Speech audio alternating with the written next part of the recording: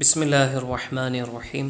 അല്ലാഹുമ്മ സ്വല്ലി അലാ സയ്യിദിനാ മുഹമ്മദ് വഅലാ ആലിഹി ഹഖ ഖദ്രിഹി വമിഖ്ദാരിഹിൽ അളീം. ഇൻഷാ അല്ലാഹ് ഇന്ന് നമ്മൾ പറയുന്നത് നാരിയത്ത് സ്വലാത്തിൻ്റെ ഒരു ഫായിദയെക്കുറിച്ചാണ്. നാരിയത്ത് സ്വലാത്തിനെ കുറിച്ചിട്ട് കേരളീയർക്ക് പരിചയപ്പെടുത്തേണ്ട യാതൊരു ആവശ്യമില്ല. അത്രമാത്രം എല്ലാവർക്കും സുപരിചിതമായിട്ടുള്ളൊരു സ്വലാത്താണ് നാരിയത്ത് സ്വലാത്ത്. നാരിയത്ത് സ്വലാത്തിൻ്റെ ഒരുപാട് ഫായിദകൾ നമുക്കെല്ലാവർക്കും അറിയാവുന്നതാണ്. നമ്മുടെ ആഗ്രഹങ്ങളൊക്കെ നിറവേറുന്നതിനും അതേപോലെ തന്നെ പ്രയാസങ്ങളിൽ നിന്നൊക്കെ മോചനം ലഭിക്കുന്നതിനും വളരെ ഉന്നതമായ വളരെ ഫലം നൽകുന്നൊരു സ്വലാത്താണ് നാരിയത്ത് സ്വലാത്ത്. പ്രത്യേകിച്ചിട്ട് നമുക്കൊക്കെ അറിയാം, നാരിയത്ത് സ്വലാത്ത് 4444 വട്ടം ചൊല്ലുന്നത് വളരെ അത്ഭുതങ്ങൾ നമ്മുടെ ജീവിതത്തിൽ ഉണ്ടാവാൻ കാരണമാകുന്ന ഒന്നാണ്. ഒരുപാട് ആളുകൾ നാരിയത്ത് സ്വലാത്ത് 4444 വട്ടം ഓതിയിട്ട് അവരാഗ്രഹിച്ച കാര്യങ്ങൾ അവരുടെ ജീവിതത്തിൽ ലഭിച്ചതൊക്കെ നമുക്ക് അറിയാവുന്നതാണ്. അത്രമാത്രം ഫലം ലഭിക്കുന്ന ഒരു സ്വലാത്താണ് നാരിയത്ത് സ്വലാത്ത്. അപ്പോൾ ഇൻഷാ അല്ലാഹ് ഇന്ന് നമ്മൾ പറയുന്നത് നാരിയത്ത് സ്വലാത്തിൻ്റെ ഒരു ഫായിദയാണ്. അധികം ആളുകൾക്കാർക്കും അറിയാത്തൊരു ഫായിദയാണ്. നമ്മുടെ ജീവിതത്തിൽ പ്രയാസങ്ങൾ വന്ന് ഭവിക്കുമ്പോൾ അതിൽ നിന്ന് മോചനം ലഭിക്കാനും നമുക്ക് ഈ ഒരു വിറുദ് പതിവാക്കാവുന്നതാണ്. അപ്പം ഈ ഒരു വിറുദ് പറഞ്ഞു തന്നിട്ടുള്ള മഹാത്മാവ് ഷെയ്ഖ് മുഹമ്മദ് അസിറുൽ ഖത്തും അൽ മിർഗനി എന്ന് പറഞ്ഞിട്ടുള്ള ബഹുമാനപ്പെട്ടവർ പറഞ്ഞ ഒരു കാര്യമുണ്ട്.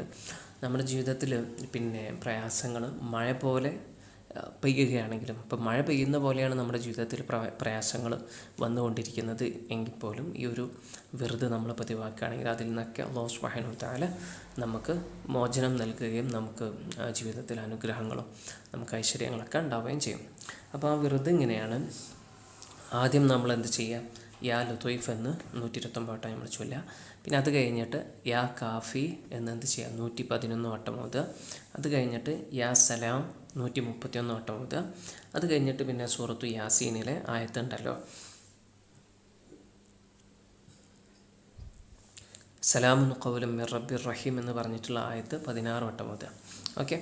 പിന്നെ അത് കഴിഞ്ഞിട്ട് നാരിയത്ത് സ്വലാത്ത് 11 വട്ടം ഓതിയിട്ട് നമ്മൾ ദുആ ചെയ്യുക. ഇതാണ് വിറുദ്. ഓക്കെ. അപ്പം ഈ രൂപത്തിൽ ഒരാൾ ദിനേന ചെയ്യുകയാണെങ്കിൽ അവരെ ബാധിച്ചിട്ടുള്ള ഏത് വലിയ പ്രയാസമാണെങ്കിലും, ഇനി പ്രയാസങ്ങളുടെ ഒരു മഴ തന്നെ നമ്മുടെ ജീവിതത്തിലുണ്ടെങ്കിൽ അതിൽ നിന്നൊക്കെ അല്ലാഹു സുബ്ഹാനഹു വ തആല നമുക്ക് മോചനം നൽകും. അല്ലാഹു സുബ്ഹാനഹു വ തആല നമ്മുടെ എല്ലാവരുടെയും പ്രയാസങ്ങളൊക്കെ മാറ്റി നൽകട്ടെ. നമ്മുടെ ജീവിതങ്ങളിൽ അല്ലാഹു സുബ്ഹാനഹു വ തആല ഐശ്വര്യവും സമാധാനവും സന്തോഷമൊക്കെ നൽകട്ടെ. എല്ലാവിധ ഖൈറും ബർക്കത്തും അല്ലാഹു സുബ്ഹാനഹു വ തആല നമ്മുടെ എല്ലാവരുടെയും ജീവിതത്തിൽ നൽകട്ടെ. ഹബീബ റസൂൽ കരീം സ്വല്ലല്ലാഹു അലൈഹി വസല്ലം തങ്ങളെ നിരന്തരം സ്വപ്നത്തിലും ഉണർവിലും കാണാനുള്ള തൗഫീഖ് അല്ലാഹു സുബ്ഹാനഹു വ തആല നമുക്ക് എല്ലാവർക്കും നൽകട്ടെ. ഹബീബ റസൂലുള്ളാഹി സ്വല്ലല്ലാഹു അലൈഹി വസല്ലം തങ്ങളെ ഏറ്റവും കൂടുതൽ സ്നേഹിക്കുന്ന ആളുകളെ കൂട്ടത്തിൽ അല്ലാഹു സുബ്ഹാനഹു വ തആല നമ്മളെല്ലാവരെയും ഉൾപ്പെടുത്തട്ടെ. നമ്മുടെ ഹൃദയങ്ങളിൽ അല്ലാഹു സുബ്ഹാനഹു വ തആല തിരു റസൂൽ കരീം സ്വല്ലല്ലാഹു അലൈഹി വസല്ലം തങ്ങളോടുള്ള സ്നേഹം വർദ്ധിപ്പിച്ച് നൽകട്ടെ.